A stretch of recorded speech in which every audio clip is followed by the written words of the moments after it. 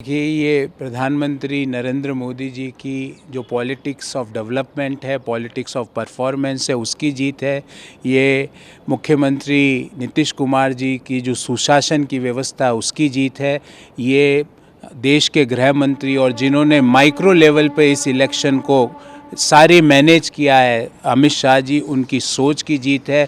हजारों भाजपा और जदयू और अन्य पार्टियां जो हमारे साथ है, जीतन राम मांझी जी की, जो पासवान जी की और उपेंद्र कुशवाहा जी की, इन सभी पार्टी के कार्यकर्ताओं की जीत है।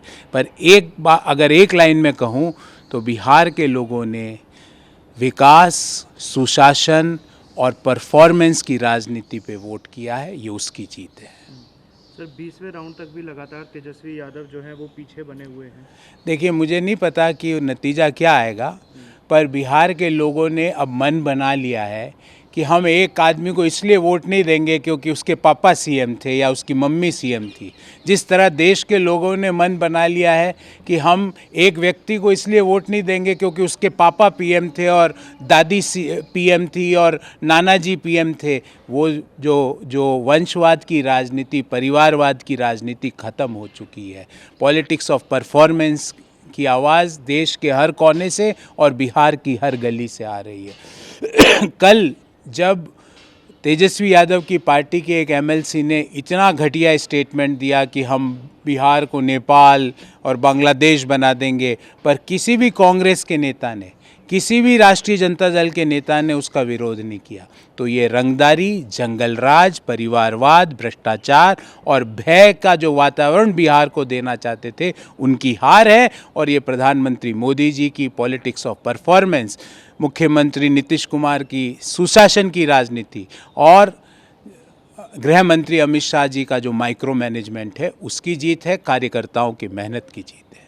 सर अखिलेश यादव ने हुए कहा है कि ये जनता के खिलाफ ज्ञानेश कुमार की जीत है, ये कांग्रेस आरजेडी नहीं बल्कि ज्ञानेश। देखिए, ये वो व्यक्ति है जिसने जीवन में एक चुनाव लड़ा नहीं, एक चुनाव देखा नहीं, दो दो जगह पे जिसके एपिक कार्ड है, वो इलेक्शन कमीशन पे सवाल उठा रहा है। जिसकी पत्नी के एक से ज़्यादा एपिक कार्ड है, वो इलेक्शन कमीशन पे सवाल उठा रहा है। क्योंकि राहुल गांधी जी तो पता नहीं लंदन के कोई तट पर या कोई बीच साइड पे बैठे होंगे। यहाँ पे ऐसे लोगों को उन्होंने छोड़ रखा है जिनको ना तो राजनीति का राह पता है, ना देश के लोगों की नब्ज जानते हैं, और इलेक्शन कमीशन पे सवाल उठाते हैं, अभी भी नहीं सुधरे हैं। आज तो ये एक पे आए हैं, कांग्रेस पार्टी एक सीट पर है। अगले चुनाव में कांग्रेस पार्टी की राष्ट्रीय दल की मान्यता रद्द होने वाली है, पर ये समझने वाले नहीं, बोलते जाइए, बाबा साहब अम्बेडकर का अपमान करते जाइए, उनके संविधान का अपमान करते जाइए, संवैधानिक संस्थाओं का अपमान करते जाइए। जितना आप अपमान करोगे, देश के लोग आपको सबक सिखाएंगे। सर अशोक गहलोत ने बताया है कि भाजपा ने नहीं की, पैसा और धांधली के तहत इस चुनाव को प्रभावित किया है। देखो, अशोक गहलोत जी तो बिहार गए थे, कांग्रेस का सुपड़ा साफ करवा के आ गए।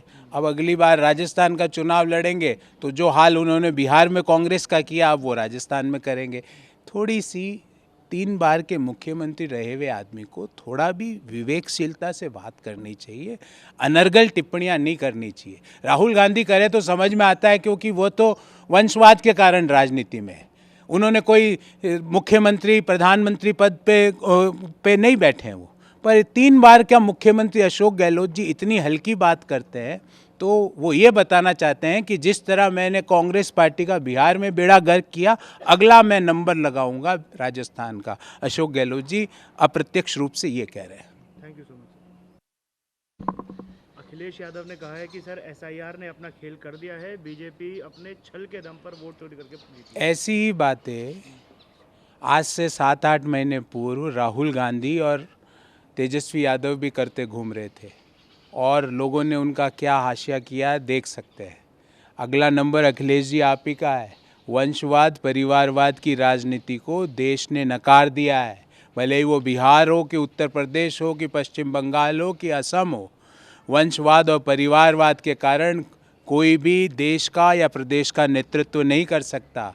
नेतृत्व करने के लिए एक ही मंत्र है, विकास, विकास और बहुत बड़ा विकास। प्रधानमंत्री मोदी जी ने पॉलिटिक्स ऑफ परफॉर्मेंस और पॉलिटिक्स ऑफ डेवलपमेंट का एजेंडा चलाया और उसी एजेंडा को नीतीश कुमार जी ने आगे बढ़ाया। अब आप अगर अखिलेश जी ऐसी बातें कर रहे हैं तो अगला नंबर आपका, यही आपका हाल हो।